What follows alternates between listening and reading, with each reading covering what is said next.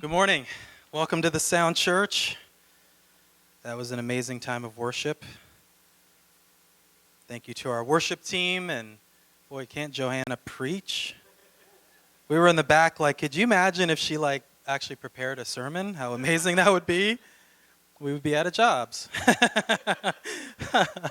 Well, we're so glad you're here at the Sound Church this morning. We're so glad to have our pastor, Barry Phipps, back from Hawaii. He came back, he and Trish came back, and the first thing they said was, we have to open a campus in Hawaii. I said, Cindy and I will do it. It's a sacrifice, but somebody has to reach the Hawaiians for Jesus, and we'll do it. We'll make a sacrifice.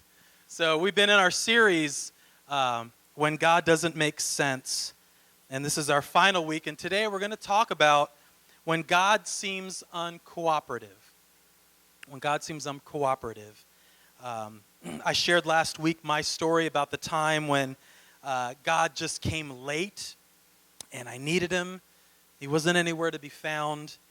And I remember during that time, Cindy and I were talking, my wife and we said to each other, what's the point of even praying?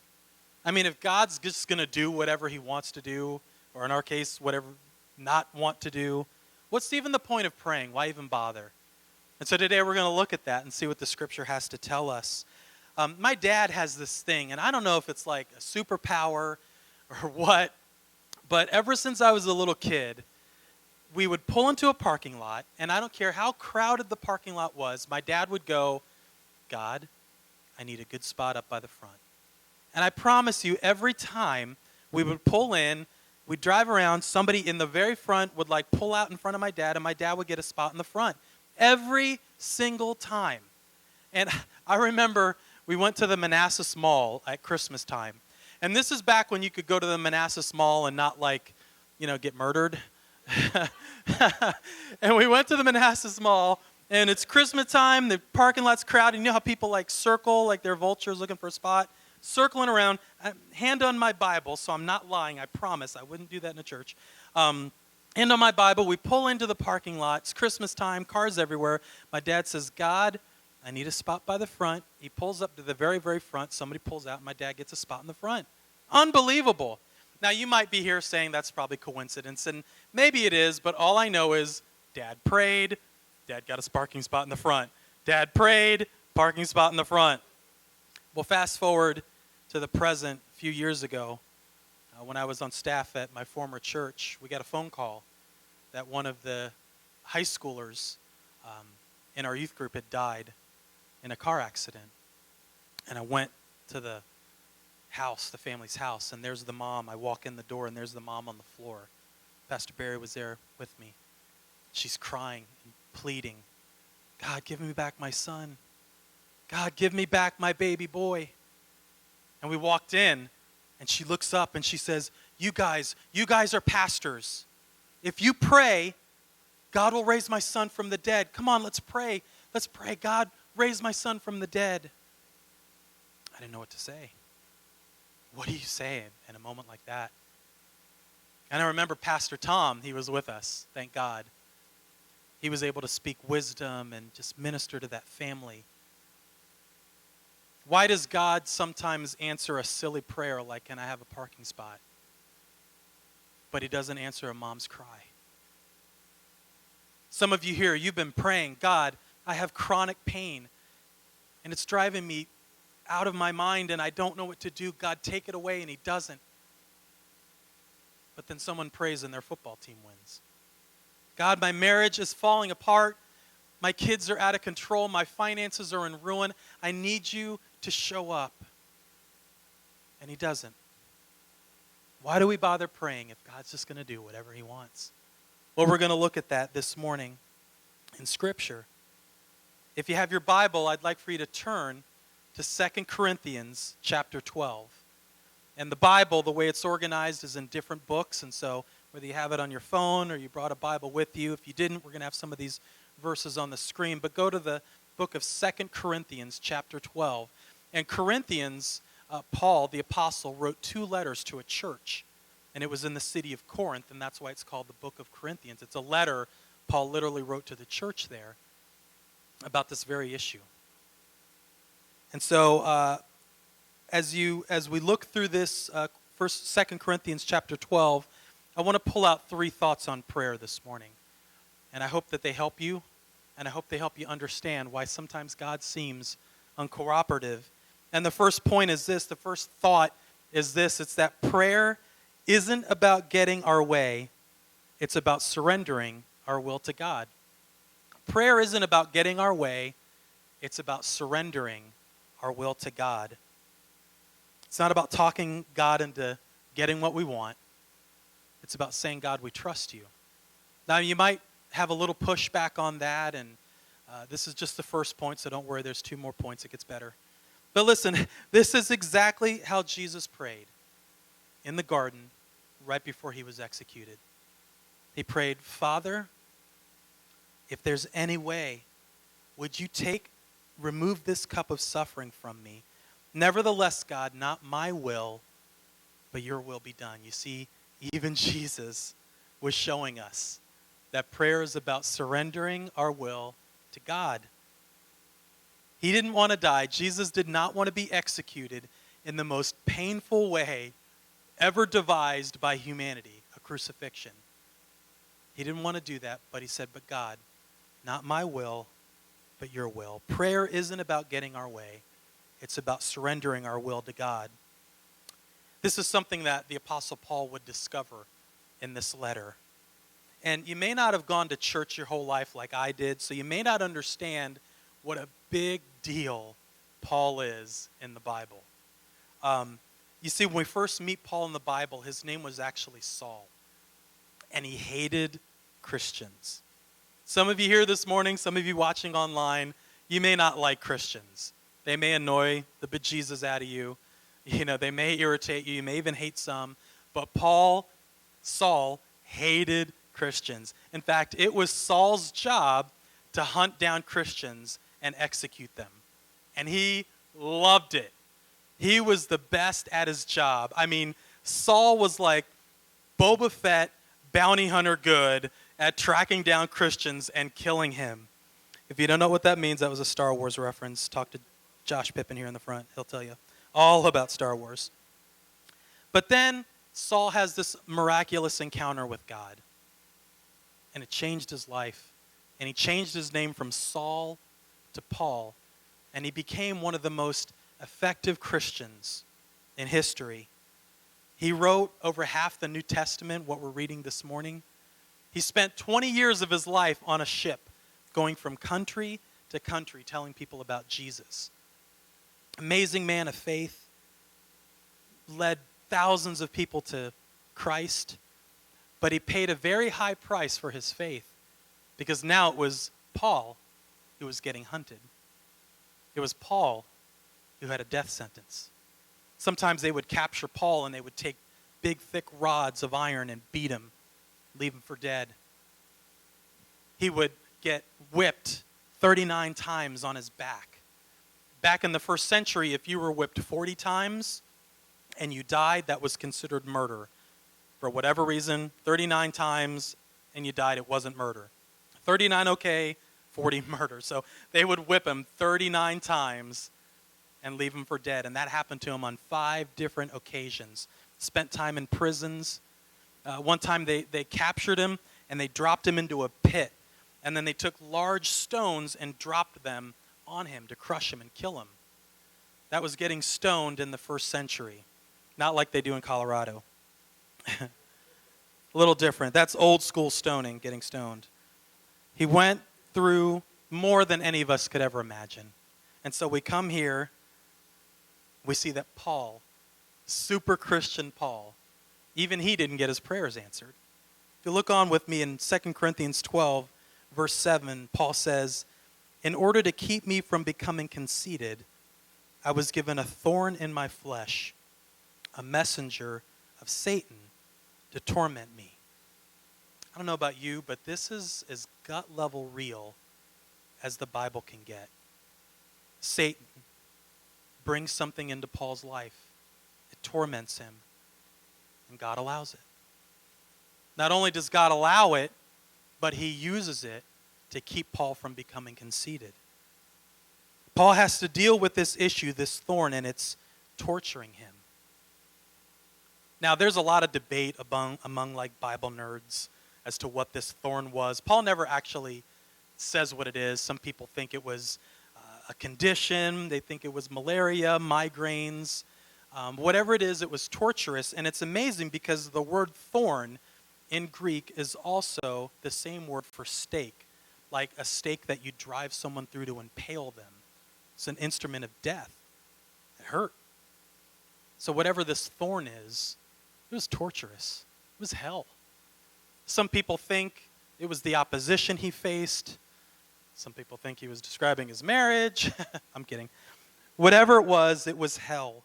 In fact, some people believe it was like a condition with his eyesight, because in another letter he wrote to the church, he says, "See, you can tell it's me because the letters I'm using are very large." So they think he had bad eyesight. Whatever it was, he repeatedly begged God, "Take this away. This is torture. This is hell. Please take it away." And we've all been there, haven't we?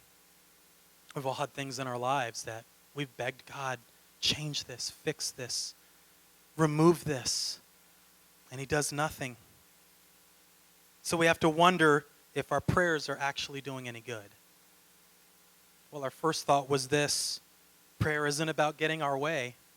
It's about surrendering our will to God. And our second thought this morning is this: it's that prayer reminds us we're not in control, but it keeps us close to the one who is.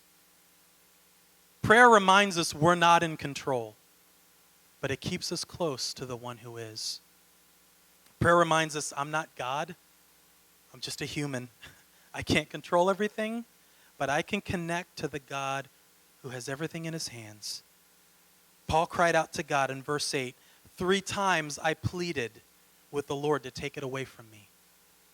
Now, when we hear this, we here in 21st century America, we don't get what he means when he says, "I pleaded 3 times." We think like, okay, he woke up, went through Facebook, Instagram, and prayed, and then later on in the day, he had lunch and prayed, and sometime in the evening he prayed and God didn't do anything. That's what we think here in America. That's not what it's describing. You see, when he says, "I pleaded," what he's really describing is a season, a period of time of intense, focused prayer. And he did that 3 separate occasions of prolonged, intense, gut-wrenching, "God, I need you," significant seasons of prayer. And some of you are there. You've been pleading and you've been crying out. And it seems like you've been doing this forever. Last week I talked about my time of pleading with God, and God showed up late. I thought really, really late, but he showed up. But for some of you here this morning, you've been crying and praying and reaching out, and there's nothing. And honestly, I wish sometimes I was God, because I'd be like, boom, there you go, there's your answer, you got it. Boom, there you go, you get your pony, you got it. Seriously, we get the prayer requests that you send in, and I pray with you guys down here at the front, and it breaks my heart, and I just say, "God, do something, fix this. It's not even difficult for you. Can you do something, God?" But if we were to be honest, and if Paul were to be honest, and he does get honest, he would say, "You know what? God's answered a lot of prayers for me." Paul prayed for people and they were healed. Paul prayed and people rose from the dead. One time Paul was preaching, and Paul's not known as like a really great preacher. He's kind of boring. But he's preaching in a house, and there's a guy that's on the 2nd level of the house. And Paul is so boring, the guy falls asleep. And he falls from the 2nd floor, and bam, splat, dead. That won't encourage, you as a preacher. So if you guys fall asleep, I can't really see you. But like somebody falling out and splat dying because you're so boring. Paul goes over, lays his hands on the guy, prays. Bam, the dude wakes up from the dead, rises from the dead, back to life. And then Paul, right then and there, it's amazing, he collects an offering. No, he didn't collect an offering. He probably should have, because people have been like, yeah. No, he prayed and the dude rose from the dead. God answered that prayer. But Paul, When we're here with him in 2 Corinthians 12, he's praying and he's pleading. And God doesn't answer. In fact, God, in verse 9, eventually answers, and God tells Paul this. He said, "My grace is sufficient for you, for my power is made perfect in your weakness." God, please do this for me. I could be so much more effective for you if you would do this. And God says, no, not this time, not on this one. My grace is going to be enough for you. My grace is sufficient for you. What does that even mean? You know, we hear the grace of God, and if you're in church for a while like me, you hear it's by grace you're saved. You know, the word grace shows up in the New Testament about 152 times. It's translated unmerited favor, which literally means you're getting something you don't deserve. That's what grace is. You get something you don't deserve. But what does that have to do here? So I'm looking up and I'm trying to find what grace means in this situation, and I came across this Bible scholar, and he put it this way. He said, God's grace is God reaching down to you. It's God leaning in and reaching down to you. And that's what's happening here with Paul. God's saying, Paul, no, I'm not going to remove this, but I'm going to reach down to you. I could do this. I could answer this prayer. I've done it before. I may do it in the future, but this time, no. Because I want you to experience me in a way you never would if I'd answer you. And I want you to experience me like you've never experienced me before. I'm reaching out. I'm enough. I'm enough. Stop grabbing for the answer. Reach out to me. I'm enough. Here's the rest of my story from last week. I got a job. We launched the sound. Things were going great. We were meeting in Rainbow Station. Those of you who were with us back then in 2010, things were going awesome. But inside my heart, things weren't good. I thought at any moment this job that I had gotten, something bad was going to happen. I was going to lose it. I thought, man, things are going well for the Sound Church, but I don't know that this is going to last. I don't know. I thought Cindy's hands, they're never going to get better. She's going to be in chronic pain forever. She's going to lose the usage of her hand. My faith was broken. It was shattered. And then I came across this part of the Bible, and it just shook me. Have you ever had that happen? If you haven't, you're going to have that happen, where you're in a situation and you come across a part in the Bible and it speaks right to you. And that's what happened to me. I read this passage where it talks about these 3 young men. And the king at that time wanted the whole land to worship him as a god. And these 3 young men stood up and said, no, we're not going to worship you. And the king said, well, we're going to execute you then. So they're being taken to the place where they're going to get executed. And the king stops them and says, one last time, you can save your life if you worship me as a god. And one of them spoke up and said, King, even if God doesn't rescue us, even if God doesn't save us, we're still going to follow him.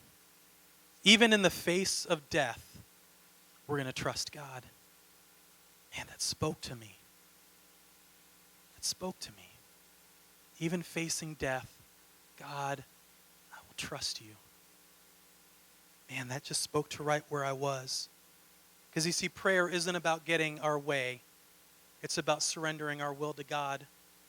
And prayer reminds us we're not in control, but it keeps us close to the one who is. And my third thought this morning is this. Prayer isn't just asking, it's also trusting. Prayer isn't just asking, it's also trusting. I want you to be clear about something. We here believe that prayer is absolutely about asking. You can ask, you can reach out to God, and you can pray. If you come down here and you say, I have cancer, we're going to pray for you. And we're going to believe, and we're going to ask God to heal you in the name of Jesus. We believe that our God is a God that still heals.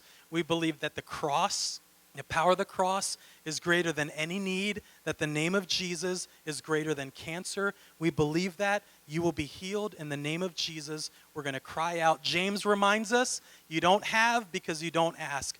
Prayer is asking, but it's also trusting. Because sometimes God says no. And we have to say, God, I trust you. I trust you that you know what's best for me. I trust you in this situation. I trust you. And that's exactly where Paul comes back to. You see, I see so many Christians, they say things like, this is just my lot in life to suffer. And man, that's not in the Bible. That's not the way God had it. You're not meant to suffer. You're meant to cry out and pray and reach out to God, but we're also called to trust him. And that's where Paul ends up right here. He's looking back now. As he's writing this letter, he's looking back.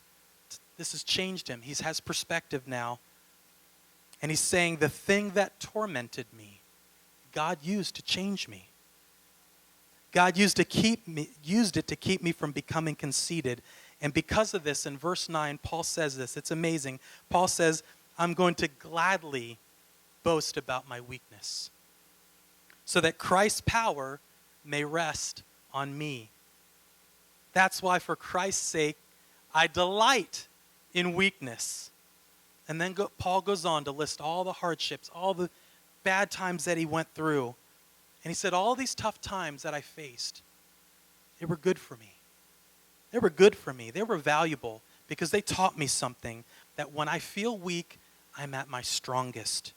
I'd never choose to go through any of this, but I'm so glad I did, because that's when God reached down and changed me. And I experienced him in a way I never have before. And I'm stronger because of it. It's not the successes that make us strong.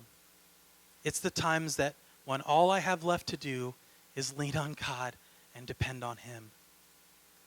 I remember talking about my story, what I shared last week, and someone said, man, Mark, you went about 2 years without a job. All these terrible things are happening. You and Cindy must have fought like crazy during this time. And the truth of the matter is, we never had one fight. Not one fight about money, because we didn't have any. We weren't blaming each other, accusing each other, demeaning each other, not once.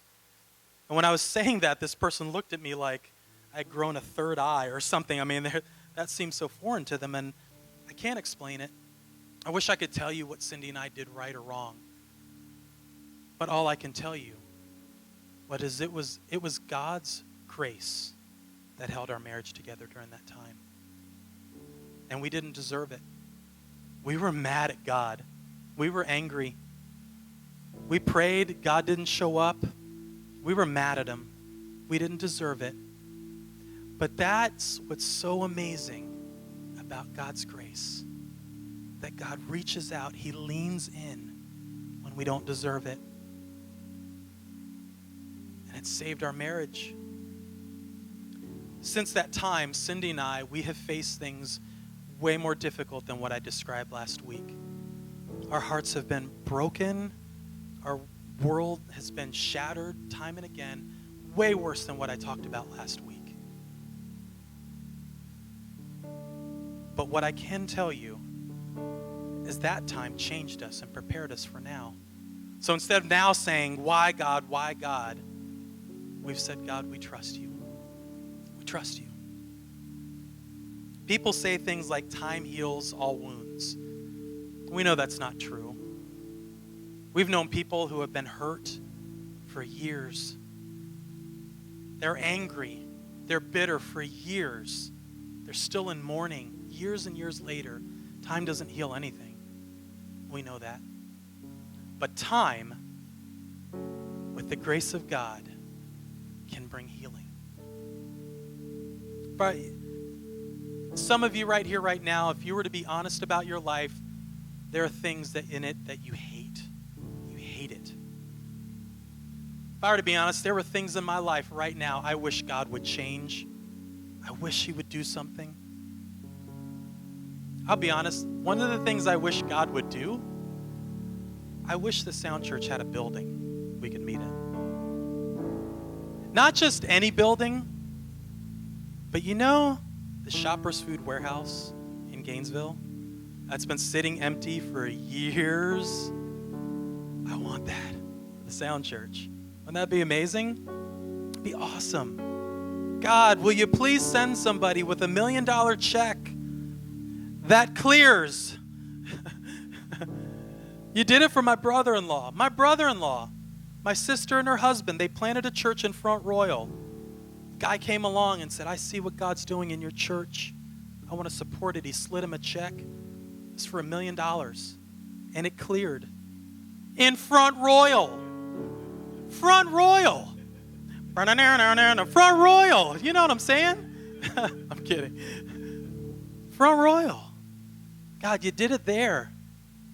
You can do it here in Haymarket, Gainesville, Bristolopolis.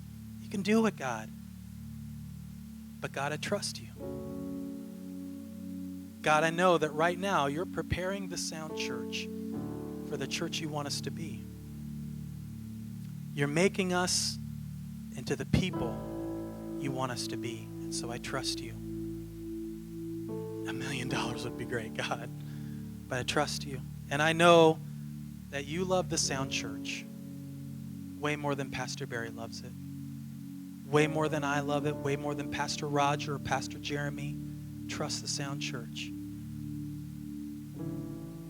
You love us more than that, and we trust you. I trust you. I don't know what you're going through right now. I don't know what the thorn is that's sticking in your life and causing you torment and hell.